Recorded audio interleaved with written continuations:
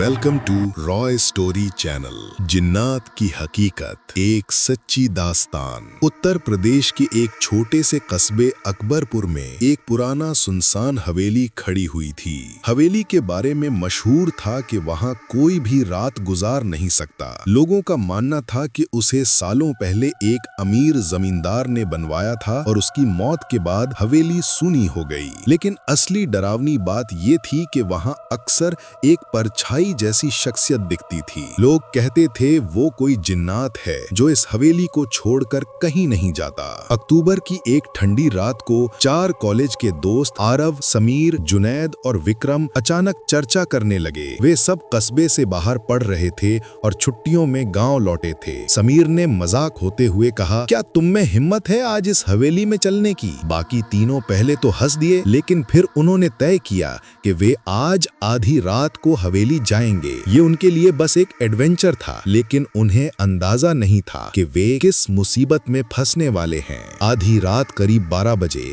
जब पूरा गांव सो चुका था, चारों दोस्त टॉर्च लेकर हवेली पहुंचे। हवेली काफी टूटी फूटी थी, दीवारों पर काई जमी थी, दरवाजों से अजीब सी घर घर की आवाजें आ रही थीं। जैसे ही उन्होंने पहला कमरा खोला, अंदर चिराग जलने जैसा हल्का उजाला खुद ब खुद हुआ, जबकि उन्होंने कोई चिराग नहीं जलाया था। विक्रम घबरा कर बोला, यार ये मजाक अच्छा नहीं है, चलो वापस चलते हैं। लेकिन जुनैद, जो काफी निडर माना जाता था, बोला, ये सब हवा का असर है, डरने की जरूरत नहीं। वे सब आगे बढ़े और आंगन में पहुंचे, जहां अचानक चारों ने महसूस किया कि दीवारों पर काले धुएं जैसी परछाइयां हिल रही हैं। अचानक हवा बहुत ठंडी हो गई। किसी ने पीछे से भारी आवाज में कहा, किसने इजाजत दी मेरी हदें लांघने की? चारों दोस्तों ने पीछे पलट कर देखा और एक लंबा चौड़ा काला साया उनके सामने खड़ा था। उसकी आंखें अंगारे जैसी लाल थीं और चेहरा धुंधलाया हुआ था। आरव की टॉर्च उस पर पड़ी तो रोशनी वहीं निगल गई। जिन्नात ने गड़गड़ाती आवाज में कहा, ये जगह इंसानों के लिए नहीं है।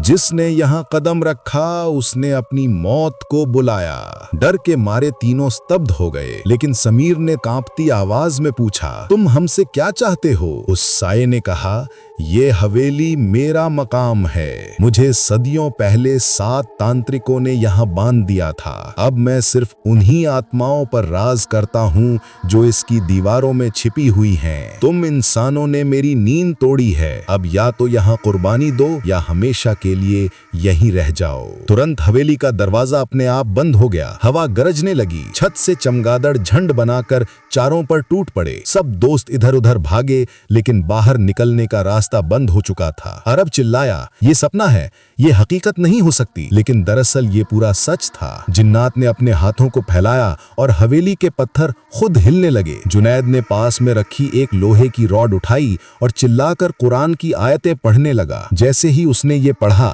जिन अचानक पीछे हट गया और जोर से गरजा। वो साया कहने लगा, अल्लाह का नाम मुझे जला देता है, लेकिन तुम लोग अब यहाँ से बच नहीं सकते। इतने में हवेली का सबसे बड़ा दरवाजा अचानक खुला, जैसे किसी अदृश्य ताकत ने उन्हें बाहर भागने का मौका दिया हो।